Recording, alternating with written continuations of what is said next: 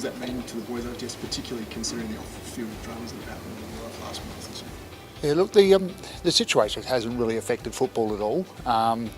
From a football point of view, the best part is that it's business as usual.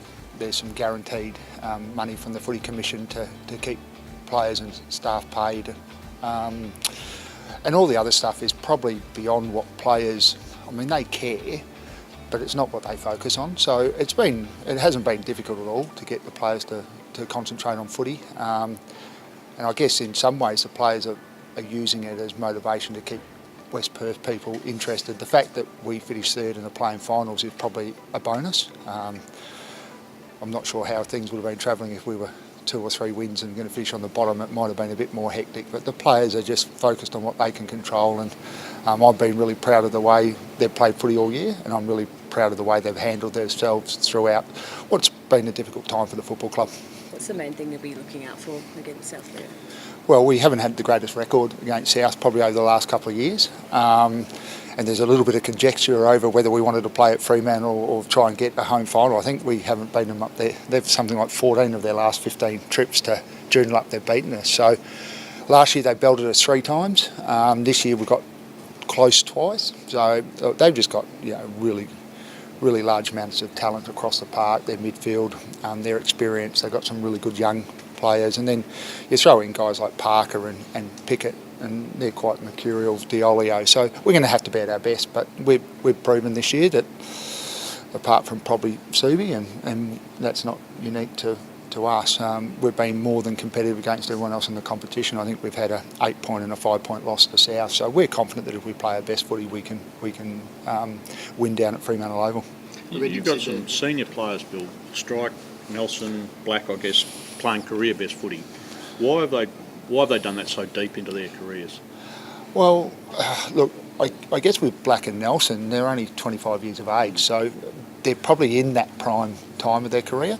Andrew Strike's a unique individual that he's probably playing the best footy, but he's on a really limited training schedule.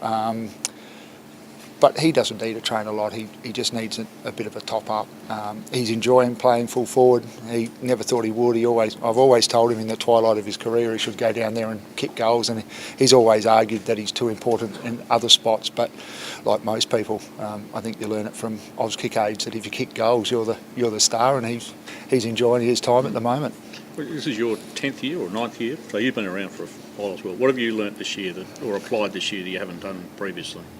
Oh, well, what we are about most years, and this year in particular, we thought we were a little thin in terms of depth of our football club, and we've had probably a renewed focus on developing across the board and improving, and maybe that's why Shane and Aaron and Andrew are playing such good footy. But we have a large group of inexperienced and young players in both our seniors and our reserves group that we've needed to get up to speed and improve, and we've worked hard at that. And I'd like to think that after 10 years in the game, I'm coaching better than probably I have at any other time. We've got some really good experienced coaches, and we've got some new coaches in the club who have brought great enthusiasm to it. So it's about improving, and we're chasing 1946, the last time someone went undefeated, and I think Subiaco drive a lot of improvement across the competition as we strive to chase them down. It's not an easy task, but it's one that we're willing to try to do. Does that feel gettable?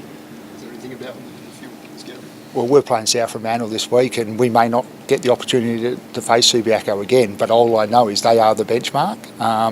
Us and South will play this week for the right to play them in a second semi-final, and if we're lucky enough, you can ask me that question next week and I might have an answer for you. Bill, just tell us a little bit about your planning with your midfield, Nelson, Black and these guys against Schloith and the Ted. Tell us a little bit about how you plan for that midfield battle. Oh, look, we are generally comfortable that if our mids play at their best, we can match it with all sides. I think Subiaco lead.